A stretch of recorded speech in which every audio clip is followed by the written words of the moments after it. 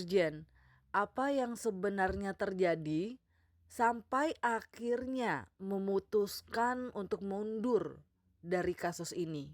Baik, terima kasih ya. Assalamualaikum warahmatullahi wabarakatuh. Selamat malam dan salam sejahtera untuk kita semua. Sebenarnya kalau kita mengarah pada pertanyaan seperti ini memang mau jawab saya juga cukup miris ya. Miris, ya kasihan, ya semuanya terakumulasi. Ya. Tentu saya menyatakan mundur itu ada alasan-alasan yang membuat saya melakukan langkah-langkah tersebut. Yang pertama tentunya dari perjalanan selama saya bersama-sama dengan yayasan included Novi, ya. Memang dari sini saya sudah lihat ya, adanya ketidaksinkronan ya daripada orang-orang yang berada di sekelilingnya, tidak ada komunikasi yang intens gitu loh. Sehingga apa yang mau dikeluarkan ini semuanya tidak bergayung sambut. Tiba-tiba sudah muncul, contohnya di Polda ya, tahu-tahu sudah ada statement, kita kaget-kaget. Lah harusnya semua ini kan harus dikonsultasikan. Makanya ada dalam titik akhir, ya mungkin kalau rekan-rekan tahu itu, saya langsung mundur dari yayasan ya. Kalau ingat di rumah duka tuh saya berbicara tuh mengundurkan diri. Walaupun sebenarnya saya tidak berharap berada di situasi itu. Tapi karena saya mau pulang sudah dicegat ya, nggak bisa bergerak lagi dengan puluhan media. Nah itu pun di pojok sana saya sampaikan permasalahan ini. Ya. Tapi secara pribadi pada saat itu ya, saya tetap menghandle ataupun melindungi yang namanya Novi Pratiwi dari segala permasalahan di luar yayasan. Ini dulu yang perlu saya sampaikan terlebih dahulu. Ya, kenapa ini sampai terjadi? Karena sudah terbanyak kekisruan yang terjadi di dalam donasi ini. Kita kan berbicara tentang donasi, tidak berbicara tentang permasalahan yang lain gitu loh. Nah, ternyata dalam perkembangannya ya ada yang berseberangan, ada yang mengalihkan uang dan lain sebagainya. Di akhir keputusan saya katakan tunggu keputusan pengadilan yang berkekuatan hukum tetap. Nah, nyatanya ternyata ngikuti juga pengadilan kok. Dan sudah diputuskan tadi, apapun keputusannya, ya sudah itu keputusannya. Nggak usah dikutak-katik lagi, ya sudahlah, sama-sama kita hormati keputusan hukum itu. Nah itu kira-kira awal pertama saya berbicara waktu putus dari dari kuasa hukum yayasan. Kita bergerak ke arah perkembangan selanjutnya. Kok saya lihat ini kok jadi bias kemana-mana gitu loh. Loh, ini kita berbicara donasi atau berbicara tentang hal-hal yang lain. Ternyata beberapa hal yang menyambar Novi tersebut. Saya sampaikan. Di media juga saya sampaikan. Tolong Novi, kamu itu fokus umroh. Nggak usah lagi campuri masalah duniawi dulu. Dan itu tujuan saya supaya dia tuh betul-betul berserah diri kepada Yang Maha Kuasa di sana. Nah ternyata di dalam negeri bukannya malah bagus, malah berkembang hal-hal yang tidak baik. Nah akhirnya sampai muncullah yang namanya somasi dari Disna, dari Setara. Nah, tapi Disna juga masih berkoordinasi dengan saya, Bang kami mau start, sudah silakan sajalah. Tapi yang enak-enak aja, soft. Jangan sampai buat kekisruan yang baru. Karena sudah nyambar-menyambar di antara HK dengan Novi, nyambar-menyambar yang sudah bersifat private. Nah, bersifat private ini kan malu dong kita kalau kita humbar-humbar di publik. Tapi terus gayung bersambut. Di sini tidak mengakui, di sini tidak mengakui, di sini merasa pernah terjadi gitu loh. Nah, di akhir daripada wawancara saya itu saya sampaikan, ya sudahlah. Saya aja secara pribadi yang minta maaf kepada pihak Heri kalau seandainya yang betul-betul diharapkan supaya di close. Saya tuh close. Nggak usah lagi bermain-main masalah ini. Masih banyak hal-hal yang lain harus kita lakukan. Nah, kira-kira begitu. Saya ngomong malam ini, besok keluar yang namanya somasi dari Nyoman. Yang justru berapi-api. Ya. Tunjukkan segala macam. Nah, ini saya nggak ngerti sama sekali. Setelah telusuri ternyata malam sebelum angkat umroh itu tanda tangan surat kuasa tanpa sepengetahuan saya. Saya juga tidak tahu. Disna saya tanya, Disna juga tidak tahu. Dia tahu setelah dalam negeri. Akhirnya kan Disna mencabut juga. Jadi dua-dua kita sudah tidak berada di dalam area Novi lagi. Nah, namun saya belum ngomong itu sebelum saya cari benang merahnya. Walaupun saya sudah dongkol nih ya. Saya berangkat kebetulan ada case ya ke Surabaya. Nah, kemudian Heri Kuncoro ketemu dengan saya, difasilitasi oleh adik saya sendiri. Ya, pengacara Dr. Togar itu adik saya, ya, Togar Ciptumorang. Ketemu kita. Saya sampaikan kepada Pak Erik, kamu kenapa masih ngotot seperti udahlah kita close saja. Bang, izin bang, justru aku yang minta itu di take down. Ya, aku kan gak enak dengan keluarga saya gini. Ya sudahlah, kenapa sih sampai ngotot gitu bang? Ya, saya jujur bang, apa yang saya sampaikan itu semuanya ada, fakta katanya. Oh gitu ya, saya bilang gitu. Ya sudahlah, kalau itu jangan lagi perpanjang lagi ya. Coba saya pengen tahu sih, apa sih yang kau ketahui tentang dia? Nah, ditunjukkanlah itu, ya, fakta-fakta yang saya lihat, nah, sesuai dengan fakta realitas saya berbicara nih ya. Nah, setelah saya lihat ya saya diam, ya sudahlah. Kamu jaga aja keluargamu, kamu pulang ya.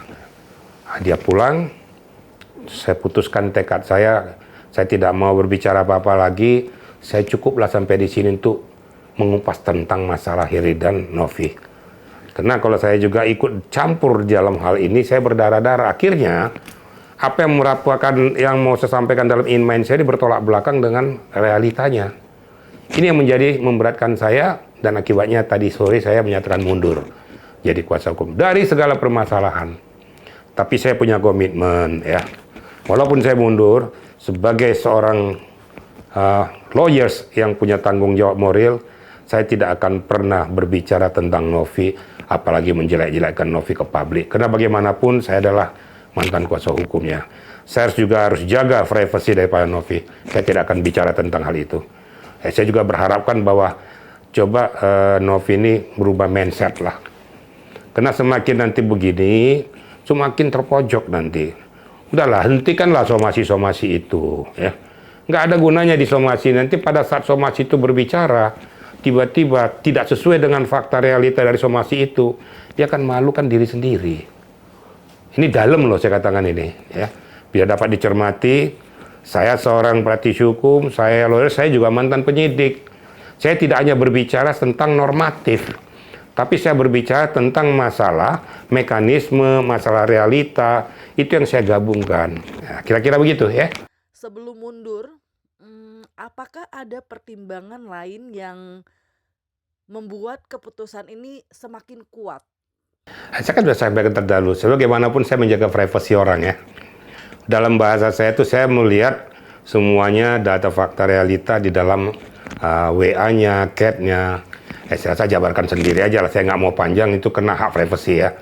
Tapi intinya, melihat itu semua, saya mempunyai suatu gambaran di in mind saya, ngapain saya harus lanjutkan ini. Kalau saya lanjutkan, saya namanya membodohi diri saya sendiri. Ini saya rasa mungkin netizen kalau nggak paham lagi kebangetan gitu ya. Nah, jadi sudah saya close, saya tidak mau lagi bercampur di sini. Silakan saja kamu menilai. Yang penting saya tidak mau berdarah-darah di arena yang tidak perlu saya campuri lagi. Di arena yang membuat saya jadi terpojok nantinya. Saya tidak mau terpojok karena saya harus netral, saya punya integritas, saya punya harga diri, tidak mau bermain di area yang abu-abu. Nah, maka saya katakan kepada pengacara yang ada sekarang ini, ya tolong juga jangan terlalu berlebihan, jangan terlalu menggebu-gebu, bikin somasi-somasi itu jawaban-jawaban, tanggapan-tanggapan yang nanti saya takutkan akan berbalik kepada diri sendiri. Itu cukup dalam bahasa saya loh ya. Kemarin saya berkomunikasi dengan Disna ya, Destara. Kamu tahu nggak itu keluar somasi itu? Tahu Jenderal. Nah, terus kamu ngerti nggak tanda tangan surat kuasa? Nggak ngerti. Berarti kamu sama dengan saya, nggak ngerti. Terus kamu gimana posisinya? Saya cabut Jenderal. Saya mencabut surat kuasa tentang masalah Novi. Di Disna langsung ngomong kepada saya, kamu sudah betul. Dia bilang, di dalam sejarah hukum tidak ada dua law firm ya, mensomasi satu objek. Kalau seandainya kita ada substitusi, tapi menggunakan law firm sebagai induknya cuma satu. Jadi kalau dua law firm untuk mensomasi seseorang di satu objek, ini sudah menyalahi etika prosedur hukum. Udah menyalahi etika kepengacaraan. Seharusnya ada konfirmasi. Dari sini keblunderan ini, ya saya sayangkan juga seharusnya, ya mohon maaf, Novi kalau mau melakukan langkah-langkah ini koordinasi. Mau menandatangani tanyakan. Jangan main samber saja, ini kita punya etika gitu loh. Nah itu yang membuat Disna dan Setara juga menyatakan juga mencabut juga. Jadi sama statusnya dengan saya. Dan sudah berkoordinasi dengan saya ya. Pertelepon kemarin tuh. Kira-kira gitu ya. Jika ada pihak yang tidak memahami peringatan yang diberikan, apakah menurut Irjen masih ada cara lain untuk menyelesaikan masalah ini? Inilah yang sangat saya sesalkan ya. Tanpa koordinasi mengeluarkan statement. Lah sebelum Pak Nyoman ngomong tuh saya sudah banyak ngomong di media, tiba-tiba muncul yang mengkangkangi apa yang sudah saya sampaikan. Seharusnya bertanya dulu gitu loh. Yang namanya kuasa hukum berarti ya mempunyai hak kekuasaan untuk menyampaikan apa yang merupakan keluhan daripada klien kita. Jadi yang sangat saya sayangkan tidak mendapat legitimasi, ini yang sangat saya sayangkan bahasa ini. Lah terus status saya apa? Nah, saya dibayar kagak apa kagak?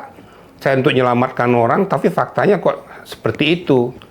Nah inilah kira-kira yang menyebabkan saya tuh miris ya, kecewa gitu loh. Ya, kenapa saya kecewa? Ya karena seperti apa yang disampaikan tidak sesuai dengan fakta. Kenapa saya lebih kecewa lagi? Kenapa pada saat Nyoman berbicara itu saya juga tidak ngerti. Berdasarkan keterangan daripada yang bersangkutan bahwa penandatangan itu sebelum berangkat umroh. Loh, umroh saya masih datang ketemu dengan saya, nggak ada ngomong apa-apa. Tiba-tiba kok muncul hal seperti kayak gini. Jadi intinya ya, kalau seorang klien sudah mempercayakan kepada lawyersnya, janganlah berdua kaki. Ya. Percayakan kalau memang tidak sepadan, hentikan dulu. Baru masuk ngambil lawyers yang lain. Kira-kira begitu, itu etikanya. Cuma bertanya, kenapa seperti ini bang? Katakan. Saya jawab saja, kalau ada hal-hal yang mendiskreditkan kamu atas nama saya, itu berarti nggak benar orangnya. Berarti itu mengadu domba. Coba ikuti isi daripada wawancara saya. Di akhir kata-kata saya menyatakan bahwa saya tetap mendoakan kamu, dan seketika saya sudah putus antara dirimu dan saya tidak akan pernah membuka apapun yang saya ketahui tentang dirimu. Karena saya profesional. Saya lah yang cukup tahu apa yang saya tahu. Tidak mungkin saya publikasikan, karena bagaimanapun saya menjaga integritasmu, menjaga nilai marwahmu dan harga dirimu. Ikuti podcast saya, ikuti wawancara saya. Saya sampaikan tuh. Dan kalau diikuti baru dia nyimak gitu loh. Makanya saya pesankan ya hati-hati gitu loh. Nah, kalau bermain-bermain kayak gini nih, salah-salah ngomong, salah ucap, salah pula pengertiannya. Nah, kau disamber dengan hal-hal yang tidak baik, diadu domba oleh orang lain, akhirnya kau semakin terpuruk nanti. Ingat, kamu nih, saya udah pernah ingatkan bahwa kau sudah berada di dalam persimpangan jalan. Saya udah ngomong loh, hati-hati. Jangan terlalu banyak bermain TikTok, bermain di komal-komal, karena pada saat kau salah bicara, kau disamber orang. Nah ini salah satu disamber. Nah, syukur kalau orang yang membackup kamu, memberikan penguatan-penguatan tuh, ya itu kita syukur ya, itu yang kita harapkan ya, puji Tuhan, alhamdulillah ya. Tapi kalau maksudnya untuk menjatuhkan reputasimu, sengaja dimasuk ke situ, kan kasihan kamu. Itu udah pernah saya sampaikan itu. Tapi ya itulah. Ngomong tinggal ngomong, jalan tinggal jalan. Apa yang gue ngomongin kagak didengar juga. Nah, selesai dari rumah, besoknya tetap aja jalan. Ya gimana gue nggak kecewa, ya mendingan gue mundur gitu kan. Emangnya gue jadi bemper apa? Nah, kira-kira gitu ya. Ketika memberitahu soal keberangkatan ke Surabaya, tapi tidak mendapatkan tanggapan, apakah itu menjadi tanda bahwa ada sesuatu yang tidak beres dalam komunikasi dengan NP? Padahal tujuan saya justru ingin menyelamatkan dia dari situasional yang menjepit ini. Sampai saya kebetulan memang jujur ngomong, saya tidak khusus untuk datang ke Surabaya untuk HK, tidak. Kebetulan saya ada klien saya di Surabaya bersama dengan Bang Egy Sujana. Saya sempatkan waktu saya. Dan saya sudah ngomong, sudah close aja dulu, nggak usah diperpanjang dulu, ini bikin kisruh yang nggak jelas. Karena kita harus dapatkan input yang benar. Gitu loh. Sudahlah, jangan saling menyamber. Biar saya berangkat tanggal 5 nanti ke Surabaya, saya akan cari info yang sesungguhnya. Saya ketemu dengan Heri Kuncoro, saya akan bicara bagaimana situasi ini supaya di take down, atau diredupkan, atau di close. Itu saya udah ngomong, baru saya udah ngomong kayak gitu, nggak nyampe 1 hari lebih lah. Tahu-tahu muncul somasi berapi-api. Waduh. Jadi saya kan merasa dilangkai ya, saya merasa tidak dihargai. Kok nggak mendengarkan apa yang saya ngomongkan, main tamber aja.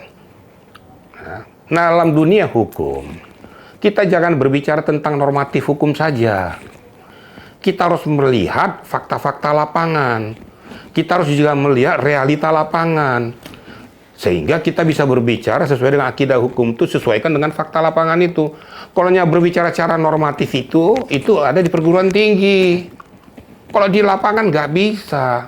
Pada saat saya sampaikan apa yang saya ketahui, apa yang saya alami secara sepihak, akan blunder. Makanya saya kan harus sportif. Saya akan ke Surabaya, saya pengen lihat. Saya pengen tahu, kenapa sih sampai sebegini, sampai melebarnya kemana-mana. Tujuan saya itu cuma satu, untuk memperbaiki semuanya, meng-close, menjaga nama Hakan, dan menjaga nama si Novi itu sendiri. Kurang apa tuh tujuan saya baiknya? Oh, kok dikangkangi gitu loh. Ya sialnya setelah saya sampai di sana, saya lihat semuanya. Ya begitulah ceritanya. Saya nggak perlu panjang lagi ngomong, ya akhirnya saya mundur. Ya, setelah saya mundur ini, mudah-mudahan semuanya berjalan dengan baik lah. Saya doakan mudah-mudahan Novi kuat iman mentalnya menghadapi ini dan kurangi berkomunikasi kepada orang-orang yang bisa akan menjerumuskan dirimu. Ingat, tidak semuanya suka dengan kamu. Banyak yang punya kepentingan, banyak yang dompleng, dan banyak juga ingin menjatuhkan dirimu. Camkan itu baik-baik. Kira-kira gitu ya, rekan-rekan. Irjen, seberapa besar pengaruh bukti komunikasi yang ditemukan terhadap keputusan untuk mundur dari kasus ini? Saya rasa begini, itu kan private ya. Itu private. Saya lah yang tahu apa yang saya lihat, yang saya rasakan, yang saya baca, dari apa yang disampaikan oleh HK kepada saya. Saya rasa udah bisa menyimak dengan apa yang saya baca semua, apa yang saya lihat, baik di chat, baik dari video semua. Akhirnya saya bisa mengambil suatu kesimpulan untuk apa saya perpanjang. Sudahlah, saya close aja, termasuk meng-close diri saya. Saya berharap setelah saya pulang, kalau saya udah ngomong gitu, close lah. Nggak usah lagi pengacara ngomong macam-macam lagi, nanti menampi air di dulang, kepercik muka sendiri nanti. Dalam loh bahasa saya itu. Ya, jangan hanya ngomong aja, kalau ngomong cuap-cuap normatif gampang. Berbicara hukum kita masuk dari mulai pasal 1 sampai pasal 1000 sampai pasal gergetan, gampang itu di perguruan tinggi. Gak usah kita adu ilmu, adu kemampuan manajerial kita, adu kemampuan kita menganalisis permasalahan lapangan, adu kita kemampuan di dalam mencermati fakta-fakta data lapangan sehingga kita bisa mengambil suatu kesimpulan. Jangan asal ngejeblak ngomong. Nah, kalau ngomong 1 tambah 1 ya 2. Kalau di dunia hukum 1 tambah 1 bisa 11. Ini tolong dipahami nih, kira-kira gitu ya. Menurut Irjen, bagaimana koordinasi yang ideal yang seharusnya dilakukan dalam sebuah tim kuasa hukum? Ya mungkin ya menurut hemat saya ya. Menurut hemat saya mungkin ada suatu ketersinggungan juga ya. Atau mungkin ada deal lain saya nggak ngerti. Tapi faktanya di sini saya tanyakan kenapa begini. Saya mencabut jenderal, oh ya kenapa? Saya juga nggak tahu, karena pada saat penandatanganan itu, kepada Pak Nyoman saya juga tidak diberitahukan. Oh berarti kamu sama dong dengan saya nggak diberitahukan. Kok kenapa terjadi seperti ini? Etikanya, kalau kita tahu mau diberikan kuasa, harusnya, ya kalau tahu hukum, lawyers yang akan diambil itu bertanya kepada klien, apakah sudah ada pencabutan daripada kuasa hukum yang ini. Jadi tidak bisa nyerobot seenak-enaknya aja gitu loh. Ini kira-kira. Jadi sehingga di sana menyatakan itu, ya sudah jaga marwah, harkat, dan harga diri daripada Setara Institut. Sampaikan kepada Bang Hendardi, karena kebetulan Bang Hendardi itu adalah sohib saya, sudah cukup lama, puluhan tahun dengan saya. Dia pasti dengarkan ngomongan saya gitu loh. Demikian juga saya juga harus mengambil langkah itu. Ya, langkah saya ambilkan adalah satu, menjaga integritas saya, menjaga marwah harga diri saya juga, menjaga bagaimana popularitas saya jangan sampai tercemar hanya gara-gara masalah yang seperti ini. Ya, syukur-syukur kalau ini berjalan baik, ini sudah saya capek, sudah saya melaksanakan dengan baik demi kemanusiaan, nggak dihargai lagi. Wah ini kan gimana ya, saya mau ngomong itu, ya dibilang miris, tapi ya beginilah kenyataannya. Saya berharap Novi berpikir, tolong ini dengan carut marut ini merupakan cambuk buatmu. Tolong kau berpikir ke depan, tidak semuanya orang yang ada di dekatmu itu semua berpihak kepada dirimu. Itu sudah berkali-kali saya katakan. Ingat suatu ketika orang yang menyanjung-nyanjung kamu, orang yang mengeluh-elukan kamu, suatu ketika akan memakan dirimu. Percaya dengan saya. Kalau terlalu berlebihan dia tuh membackup kamu, itu malah tidak benar. Suatu ketika mencekik dirimu nanti. Kira-kira gitu. Bahasa saya itu, saya kasih bahasa yang halus aja lah. Peribahasanya beginilah, ya. Bagaimana cara terbaik untuk menghindari konflik internal dalam tim hukum? Kalau saya lihat, satu aja. Tidak adanya koordinasi dan penghargaan terhadap lawyers yang bersangkutan. Kalau seandainya, ya, siapapun penggagas itu, ya, menghargai kedudukan di antara lawyers ini, tidak akan seperti ini, ya. Sehingga terjadi carut-marut ini pada saat kita mengambil langkah, ternyata sudah diambil langkah yang lain tanpa ada koordinasi. Nah, jadi kita klien juga jangan suka-suka kita juga. Nah, Pablo mundur, Ryan mundur, Sisil mundur, semuanya mundur. Nah, kenapa? Harusnya bertanya, kenapa sampai mundur? Berarti tidak adanya koordinasi yang intensif di antara mereka. Siapa yang melakukan? Seharusnya klien ini mengumpulkan semuanya untuk menyatukan persepsi. Dan itu pernah saya sampaikan. Kenapa kok satu lawyers dengan lawyers ini saling nggak ngerti? Tolong buat satu grup. Sehingga apa yang kita sampaikan semuanya tahu dalam grup. Nggak ada grup 1, grup 2, grup 3. Emang grup Kopassus? Nggak ada. Apa yang diambil oleh Setara, kita nggak ngerti. Apa yang diambil satu lagi nggak ngerti. Nah, akhirnya seperti ini. Ya terjadi ketersinggungan, akhirnya mendingan mundur. Ngapain kita capek-capek kan gitu. Padahal saya datang ke sana itu, saya didatengin. Ya saya juga tolong ya. Bukan saya minta loh ya, ingat loh ya. Saya tidak minta loh. Saya didatangin ke kantor karena nilai-nilai kemanusiaan yang saya lakukan dirasakan oleh Novi ini, saya kasihan. Tapi ke belakangnya kok jadi seperti ini. Nah, ini harus dicermati. Mungkin saja situasional Novi ini sekarang sedang dibawa arus gelombang. Kita juga nggak boleh menjustis dia bahwa dia menjadi apa segala macam. Tapi langkah-langkah yang dilakukan oleh dia blunder. Ini yang nggak cocok. Jadi seharusnya jangan membuat langkah ini sehingga ketersinggungan satu sama yang lain. Akhirnya terjadilah kefatalan itu. Nah, kalau ini diteruskan, makin hancur, makin rusak. Kira-kira gitu ya. Bagaimana seorang pengacara bisa tetap profesional ketika menghadapi situasi yang penuh tekanan dan ketidakpastian? Learning by doing, gitu ya. Saya tahu Pak Nyoman kemarin di mana, sekarang di mana saya tahu, ya.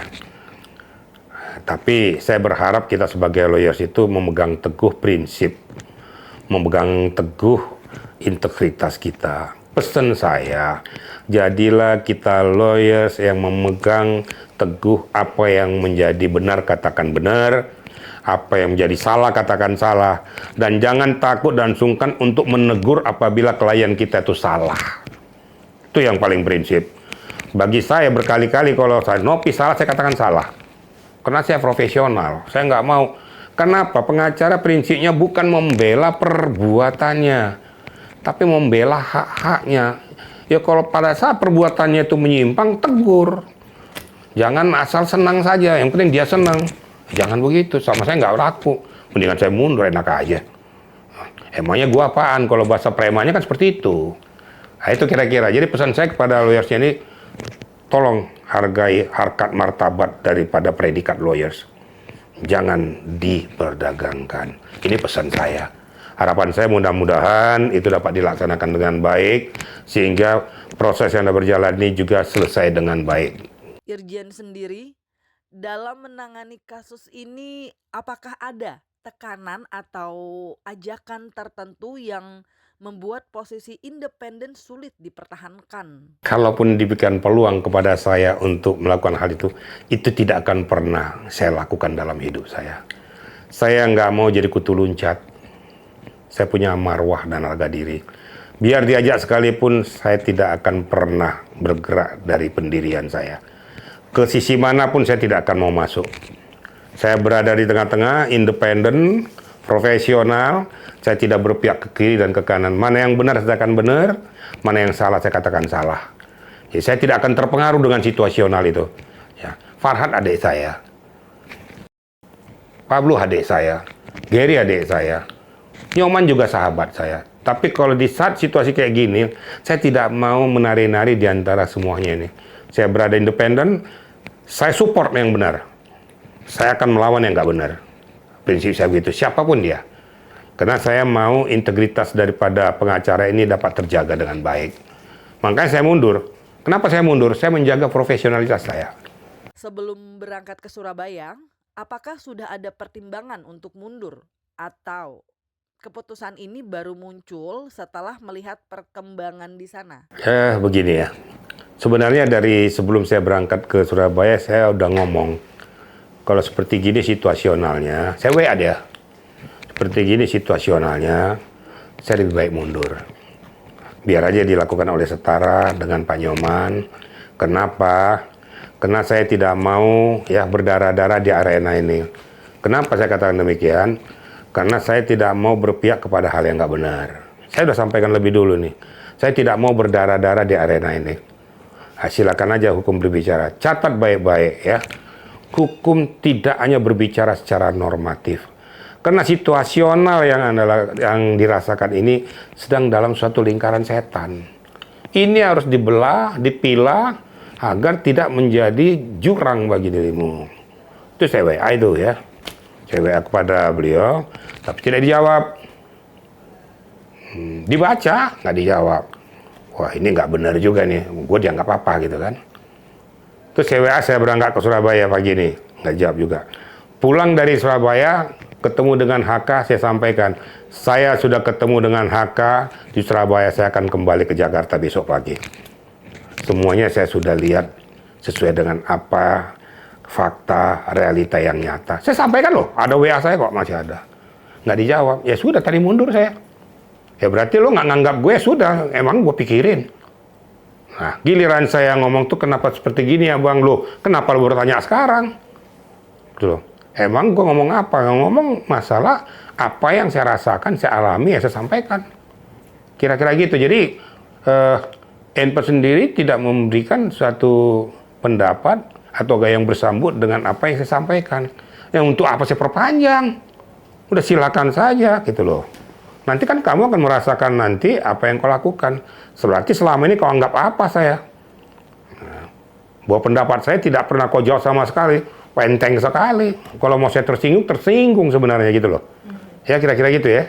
Saat mencoba menghubungi NP, apakah itu menjadi salah satu faktor yang membuat keputusan untuk mundur semakin kuat? Pernah saya telepon tapi tidak diangkat. Malam saya telepon nggak diangkat. Ini kan ada unsur kesengajaan. Berarti memang benar-benar tidak mempunyai niat baik.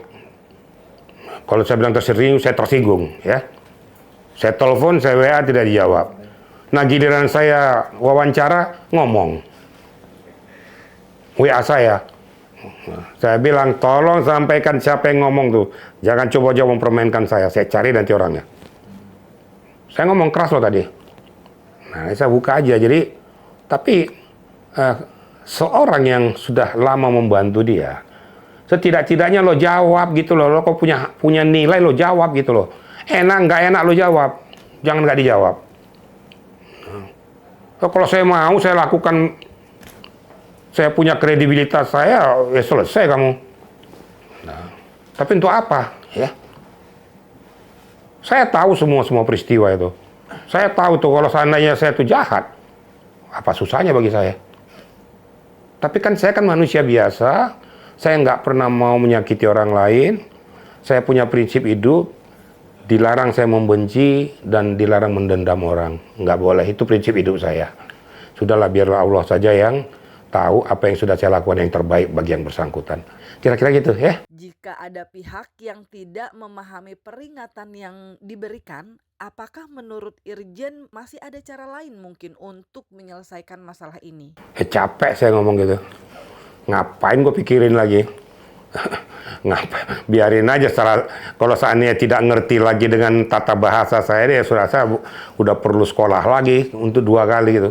Orang yang cermat menelaah apa yang saya sampaikan cukup dalam, apalagi yang bersangkutan pasti cukup mengerti dan paham apa yang saya maksud. Tapi kalau mau menyampaikan kepada yang bersangkutan lagi, untuk apa? Capek gua, nggak ada untungnya sama gua. Tapi suatu ketika pada saat dia muncul, apabila dia bersesuaian langsung menjadi produk hukum, ya rasain sendiri. Karena saya ngerti, karena saya tahu. Ya sudahlah, nggak usah istilah kita sudah mau dibantu, jangan sombong. Saya nggak banyak bicara kepada Novin ya. Bagaimanapun, karena saya pernah kenal dengan dia sebagai anak saya, yang coba saya bimbing, sering datang ketemu di rumah saya, ketemu dengan keluarga saya sampaikan kepada Adindaku Novi, kau cukuplah, jangan lagi bermain dengan seperti ini, ya. Jaga harkat martabat dan harga dirimu. Jangan kau anggap semua orang tuh bodoh, tidak mencermati semua ini. Semua punya nilai, semua punya mata, semua punya pikiran, bisa mencermati, menilai apa-apa yang terjadi di dalam perjalanan ini. Dan apa-apa yang sudah kau sampaikan kepada orang-orang yang pernah bertemu dengan dirimu. Ya. Jangan jadi nanti, yaitu tadi, akhirnya jadi bumerang bagi dirimu kalau bermain terus di area ini. Cukupilah. Selesaikanlah permasalahan ini. Aku berdoa untukmu, mudah-mudahan kau diberikan kekuatan, kau diberikan betul-betul rasa istilahnya cinta kasih. Tetapi satu pesan saya, jangan permainkan permasalahan ini lagi. Cukuplah. Kau bisa bayangkan kalau kau dipermainkan orang sakit nggak? Makanya jangan permainkan orang. Itu pesan saya. Mudah-mudahan Yang Maha Kuasa selalu membimbing perjalanan hidupmu. Kau masih panjang. Carilah kehidupan yang layak. Carilah kehidupan yang betul-betul membuat hatimu tentram dan damai. Mungkin itu pesan saya buat Novi nih ya. Ketika memberitahu soal keberangkatan ke Surabaya, menjadi tanda bahwa ada sesuatu yang tidak beres dalam komunikasi dengan NP. Saya cuma menyampaikan aja, abang jadi ke Surabaya? Jadi. Masa gue bilang nggak jadi? Jadi. Saya udah sampaikan, saya ketemu dengan Dir Kuncoro, ya ketemu lah. Jadi saya nggak membantah, nggak jadi, nggak jadi, gue bilang. Pada saat saya mau berangkat, saya WA doh. Saya pagi ini berangkat ke Surabaya, nggak dijawab. Seberapa besar pengaruh bukti komunikasi yang ditemukan terhadap keputusan untuk mundur? Secara jujur saya tanyakan dengan kisru yang ada ini, kamu jujur kepada saya. Tapi dia menolak, membantah, semua itu bohong. Ada WA-nya bahwa ketemu di ini, ketemu di Jakarta, memang ada jawabannya enggak, memang ada, enggak gitu ya. Tapi bahasanya itu kan ada tuh, bahasa panggilan tuh ada, ya. Ada, itu nggak bisa dibohongi, bahasa panggilan tuh. Nggak perlu saya jabarkan lah, sudah ngerti kalian bahasa panggilan antara Pak Heri dengan Novi sendiri. Jelas kok bahasa itu kok. Dan itu juga saya lihat juga pada saat saya di Surabaya. Yang tidak dihapus, yang tidak diblur. Gitu loh. Jadi mata saya kan udah lihat semua. Masa saya bohongi lah, walaupun saya sudah curiga, isi yang diblur ini apa sih? Nah terungkaplah pada saat saya lihat di Surabaya. Saya lihat, oh isinya ini rupanya. Apa isinya saya yang tahu. Kan gitu, itu kan nggak boleh dipublikasikan, kan itu private. Seberapa penting transparansi dalam mengungkapkan bukti-bukti yang ada? Ya itulah. Kalau kita mau transparan, transparan aja. Buka saja. Kalau seandainya memang itu transfernya itu tidak diketahui yang bersangkutan, katakan aja, buktikan saja. Tapi jangan sampai faktanya diketahui ditransfer atau ada permintaan segala macam, kemudian memutarbalikkan fakta, ini yang nggak benar, gitu loh. Saya sebenarnya tahu semuanya gitu loh ya. Saya ini kan seorang penyidik, jadi saya meneliti sesuatu tidak segampang apa yang dibayangkan orang, disampaikan oleh NP kepada saya, terus saya terima bulat-bulat. Enggak, saya akan cross-check. Cross-check kepada objek. Siapa objeknya? Ya si ini. Kenapa bentuk seperti ini? Seperti ini. Contoh, pada saat dimunculkan bukti rekening yang diblur itu, saya kan nggak mau diintervensi orang. Saya telepon Gary kok. Itulah saya. Karena saya mau meluruskan masalah, benar katakan benar, enggak katakan enggak. Gary menyampaikan siap izin jenderal, diceritakan pokok permasalahannya yang disampaikan pada saat dia wawancara itu loh ya. Saya bilang, kau kalau pengen tidak kena, klarifikasi. Kalau kau tidak klarifikasi, berarti kau benar kau melakukan perbuatanmu. Siap tidak jenderal? Klarifikasi. Nah, saya teleponlah Pablo waktu itu. Dila, sampaikan Gary itu. Klarifikasi itu. Supaya selesai masalah, supaya publik tahu bagaimana sih duduk permasalahannya. Ya, Dinda Pablo telepon ke si Gary segera untuk lakukan. Jadi lakukan klarifikasi. Ya, terungkap di permukaan, ya inilah jawabannya. Tinggal silakan pemirsa, media, netizen menilai faktor kebenarannya gimana. Saya kasih tahu, saya udah selesai dari Surabaya. Saya ketemu dengan Pak Eri Kunchoro. Saya kembali ke Jakarta, nggak dijawab. WA, ada WA-nya tuh. Nggak dijawab juga, ya sudah. Berarti lo nggak mau dengerin lagi, sudah. Emang gue pikirin. Gitu loh. Emang siapa lo nggak jawab-jawab gue? Kan gitu. Kalau kasarannya, gue ini jenderal lo, sombong banget lo. Gue udah bantu-bantu lo kok. Seenakmu nggak jawab apa yang saya sampaikan. Padahal tujuan saya baik.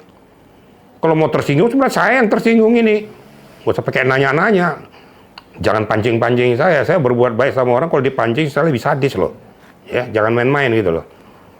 Ada saat-saat di titik kulminasi saya akan berbuat. Tapi orang saya diamkan dulu. Tapi kalau dia tidak juga mengerti dengan niat baik saya, ya berarti kau menerima. Apa konsekuensinya nanti? WA saya, padahal tujuan saya sampaikan, saya sudah ke Surabaya, apa yang mau dipesankan, titip pesan sama saya, biar saya bisa untuk memfasilitasi. Terus dari Surabaya juga sampaikan ketemu, terus apa yang merupakan acuanmu yang bisa saya filter. Kan baik kan tujuan saya. Sekarang saya tanya, kalau saya hitung-hitung bayar WA saya berapa sama ini Telkomsel? Kalau saya mau buka sekarang, kalau saya mau kasar-kasarannya, kalau mau hitung-hitungan, saya datang setiap hari itu media kepada saya tuh berapa puluh juta sudah habis uang saya. Ada dibayar sama dia? Ada, gue ikhlas aja kena adik-adik gue, sudahlah. Gue nggak mikir kena, saya melakukan amal. Gitu loh. Datang ngasih adik-adik itu semua tuh. Pernah gue minta sama dia, kagak. Ngingetin aja kagak kok. Dan gue nggak minta butuh itu. Karena gue ikhlas. Tapi jangan saya sudah ikhlas, wah dikangkangnya begitu, ini nggak bener juga gitu loh. Ini namanya itu hormatilah orang yang telah membantu dirimu. Jangan pada saat kau butuh, kau mengibah. Memberikan suatu gambaran, pertolongan. Tapi giliran kau butuh, kau geletakin aja, kau anggap itu seperti sampah aja. Itu yang saya katakan tadi, di kepulangan saya dan berangkat saya itu supaya saya tersinggung berat sama Novi. Karena dia tidak menghargai saya sama sekali. Kalau orang yang pakai akal sehat, oh iya, Pak Jenderal sudah banyak membantu saya untuk memfasilitasi, untuk membentengi. Sadar nggak dia bahwa saya melakukan ini sampai banyak yang bully saya tuh untuk membentengi dia. Tapi saya luruskan masalah, nggak apa-apa, hanya Allah yang tahu. Apa yang saya lakukan ini adalah untuk kebaikan. Ini kelas saya loh. Diperlakukan kayak gitu ya nggak manusiawi juga gitu loh. Apapun yang dilakukannya dengan setara, dialah yang tahu. Berapa dibayar, siapa yang bayar, saya juga nggak mau tahu. Pada saat datang pada saya bilang saya akan bantu kau dengan tulus, saya lindungi kamu. Tanpa reserve. Saya pro bono, saya ikhlas, yang penting ikuti apa yang saya sampaikan supaya bisa menyelamatkan dirimu. Jangan ditutup-tutupi hal-hal yang kira-kiranya terjadi blunder, sampaikan. Karena saya orangnya profesional, saya ingatkan loh, saya bilang. Saya tidak bisa diintervensi oleh siapapun. Sejak saya dinas dari dulu, siapapun tidak boleh intervensi saya. Kalau saya katakan benar, kalaupun konsekuensinya saya harus diganti, ya pada saat saya berdiri, saya nggak peduli. Tapi yang saya katakan itu benar ya benar gitu loh. Salah-salah. Apalagi di dalam dunia lawyers ini, saya sudah rela. Terus kamu arahkan saya sesuai dengan kemauan, nggak mau saya. Ikuti maunya saya tentu sesuai dengan akidah hukum. Kira-kira gitu. Kalaupun dibayar silakan lah. Saya juga nggak mengharapkan bayaran kok. Ya mohon maaf aja. Nggak lebih banyak uangnya dari uang saya gitu loh. Ya. Saya jerak-jerak masih ada lah seperak 2 perak duit saya gitu kan. Jadi saya nggak mengharapkan itu kok. Saya tulus kok. Saya ikhlas. Jadi kalaupun terjadi datang ke ruangan saya media sampai malam saya diganggu. Datang media sampai jam 12 malam ke rumah gue. Coba terganggu sampai nyonya aja bilang gini. Apa-apaan sih orang mau tidur masih kayak gini? Udah, jangan begitu. Kita kan mempunyai nilai-nilai kemanusiaan. Mikir nggak dia tuh? Saya nerima orang sampai jam 12, jam 1. Enak kalau nerima jam 2 jam 1, besoknya datang angpau. Ini yang datang capek. Aduh, kalau saya bilang kacang lupa di kulitnya, ya kulitnya siapa, kacangnya siapa, nggak ngerti juga gua. Yang penting ya sudahlah. Saya ikhlaskan semua itu. Pesan saya ke depannya, lakukanlah yang terbaik. Jangan kau lakukan lagi hal-hal yang menyakiti orang lain. Saya takut. Nggak seperti saya, nggak seperti yang lain. Tiba-tiba kau dibalikin, dijeblakin betul, kau berdarah-darah. Lakukan itu, jaga dirimu, hargai orang lain, keep-lah hal-hal yang akan membuat dirimu jadi terjepit. Saya berdoa mudah-mudahan dirimu tuh selalu dilindungi Yang Maha Kuasa. Selalu saya katakan tuh. Saya tidak benci sama kamu, saya tidak dendam. Karena itu pantang dalam kehidupan saya. Apa yang sudah saya lakukan yang terbaik, Allah lah yang ngerti. Yang penting saya tulus. Itu aja kira-kira ya. Apa yang bisa menjadi penyebab seorang klien terus berganti kuasa hukum? Feeling saya sebagai seorang mantan penyidik, jangan sampai kau masuk ke jurang. Jangan kau masuk ke jurang yang kau gali sendiri. Kau gali jurang itu dari berbagai versi, berbagai permasalahan. Akibatnya ini critical point, titik poin, jadi bumerang. Ini semuanya secara simultan, semuanya menyerang kamu. Akhirnya kau tidak bisa bergerak di sudut ring itu. Disitulah kau baru sadar bahwa kau tidak mau mendengarkan kata-kata orang lain. Jangan ikutin mau hatimu, tapi ikutilah nurani yang benar, pendapat-pendapat orang yang lebih tua darimu, supaya kamu tuh jangan terjerembab. Kalau ini kau lakukan, saya sampaikan, kalau satu mengatakan saya gila, saya marah. Tapi kalau seandainya sampai 10-20 orang mengatakan saya gila, saya perlu bertanya, benar nggak saya gila nih? Itu analoginya begitu saja. Nah kalau ini ganti mundur, ada apa? Ini yang salah siapa sih sebenarnya? Tolong introspeksi. Kenapa sampai nggak kuat akhirnya mundur? Nggak kuat mundur, kenapa? Karena berarti ada benang merah yang terputus yang tidak bisa bersambung kepada para pengacara itu. Nah ini harus dicermati. Jangan terlalu gampang tanda tangan, tanda tangan, ganti. Emangnya ondel-ondel apa? Ke gua digituin enak aja, sembarang tege gitu. Ntar dulu bayar kagak apa kagak lo perlakuan kayak gitu. Kualat lo ntar. Jangan main-main sama saya gitu loh. Saya boleh baik, tapi jangan sakiti saya. Saya jauh lebih sadis dari orang lain kalau sudah berbuat gitu loh. Tapi itu pun saya pesankan, jagalah dirimu, banyak berdoa, kau baru pulang umroh, dekatkan dirimu kepada Yang Maha Kuasa, biar kau selalu berjalan diridhoi olehnya. Ya kira-kira gitu ya.